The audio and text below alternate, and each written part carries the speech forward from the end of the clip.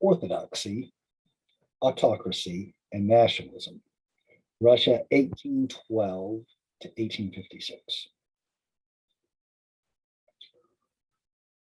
Russia was by far the most backward-looking country in 1800. It was very proud of its heritage, and it did not see a future in modernization. It looked at modernization as a detriment to the greatness of Russia, that Russian power, Russian wealth depended upon preserving traditional institutions of orthodoxy, autocracy, and its own identity. Russia saw itself as the third Rome. Right? Obviously, the Roman Empire, the Byzantine Empire, and then Russia. Russia was the inheritor of Western civilization, true Western civilization, that the countries to the West were barbarian states. They were not civilized. They did not have the greatness and the heritage that Russia had. As the Third Rome, it traced its lineage back through Byzantium. A Russian princess had married into the Byzantine royal family. Based upon that marriage connection, Russian leaders considered themselves the successor states to the fallen Byzantine Empire when the Byzantine Empire fell to the Turks. And so the mantle of defending civilization by that Christianity fell to the Russians rather than anyone else, that only they could successfully defend against an advancing Islamic state to the south. That did not stop them from falling to the Mongol horde, one of the only European countries to actually lose to the Mongols. Once the Mongols got this far, they were done, they were stopped, they were exhausted. And the Mongols did establish a transcontinental empire that stretched from China all the way to Moscow. But that didn't last. When it fell apart, Russians reasserted their independence. And the primary beneficiaries of that was the Romanov dynasty. The Romanovs established their kingdom beginning in 1533, and after 1533, then successfully expanded that kingdom into an empire. One of the prevailing questions in European history, though, is how does one actually treat Russia? Was Russia a European state, or was Russia an Asian state? That might seem kind of odd because Russia is clearly in Europe, but the question is it of Europe? How much does Russia share with the West, and how apart was it? This question particularly came to a forefront during the Cold War, as the Soviet East set its part against the democratic West. But with Vladimir Putin invading Ukraine today, you can see how this question would arise again. Is Russia and its leaders going to play by European rules, or is it going to play by older Asian rules? So, for example, instead of having constitutional law, the leaders of Russia simply rule by edict, that whoever sat on the imperial throne can issue, their word was law. Unlike in the West, where Western institutions developed some type of constitutional checks. First in Great Britain, then in France. Those become the benchmark of Westernization, limiting the ability of any individual to exert their will. The West also experienced the Catholicism, where the king had to share power with another very powerful institution, the Roman Catholic Church. And then that church itself broke apart in a Reformation, where a dissent movement successfully challenged an authoritarian regime. The Roman Catholic Church cracked it, and then provided a diversity of religious opinion. That diversity simply did not exist in the Byzantine Empire because the church was an arm of the state all along. There was no scientific revolution in Russia. The scientific revolution was an offshoot of competing state powers that the European monarchs saw value in supporting scientific endeavor. That scientific endeavor had the reinforcing mechanism of challenging Catholicism and challenging religious leaders. And so whole new avenues of thought and dissent emerged in Western Europe that simply weren't tolerated in Russia. Europeans had feudal law, which in turn develops property law. In Western Europe, local nobles developed an idea of personal property. The strongest example of this is in Magna Carta, where the nobles, the peers, challenged King John and forced him to write into law their claims to land and title that was separate and divided from the king.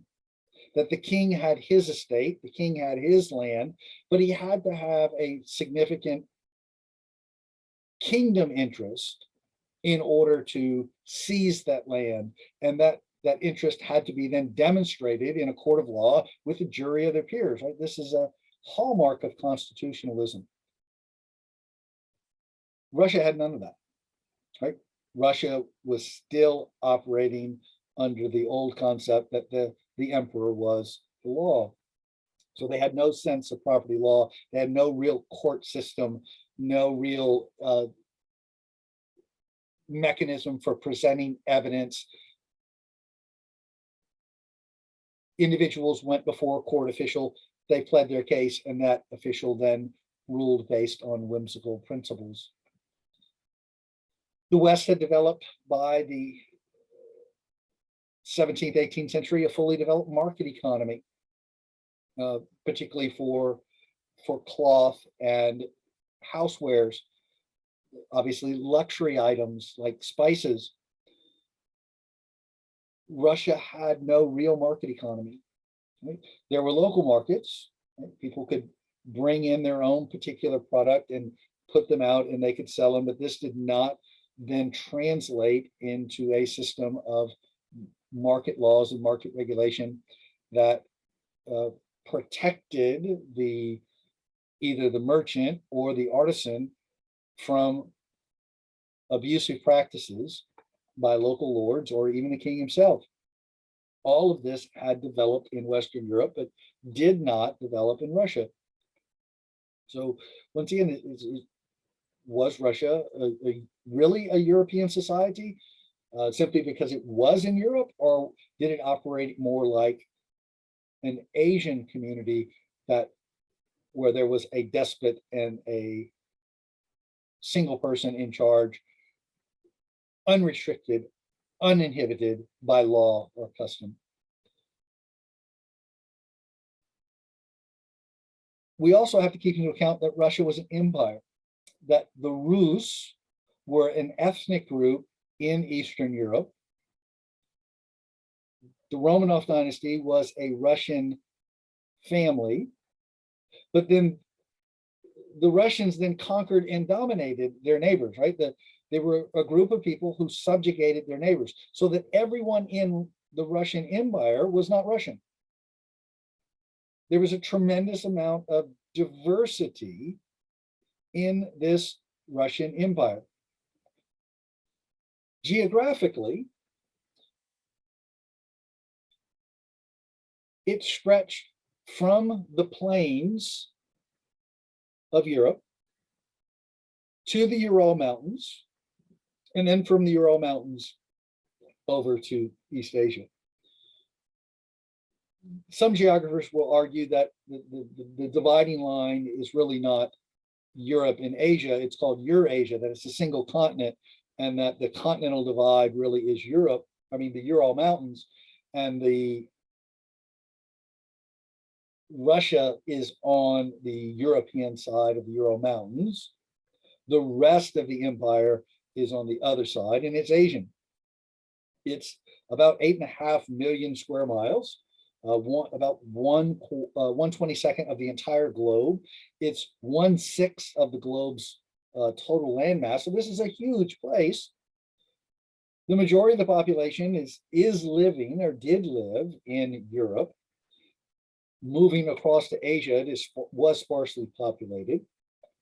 If we look at some totals here, for example, in 1812, Russia had 41 million people compared to Great Britain with 18 and the United States with 8.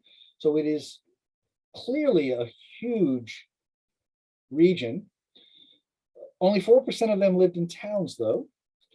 46% were serfs, 10 million male serfs, and 7 million state serfs, right?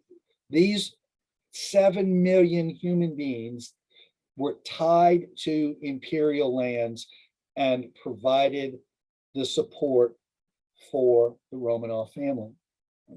This is equivalent, a little bit different than slaves because they were tied to the land. They couldn't be bought or sold, but they didn't require, quote, an income, didn't require, they had no property rights, they had no legal rights, they had no standing whatsoever. They were workers for the imperial family. If we look at this another way in terms of ethnicity, 50% of them were Great Russians.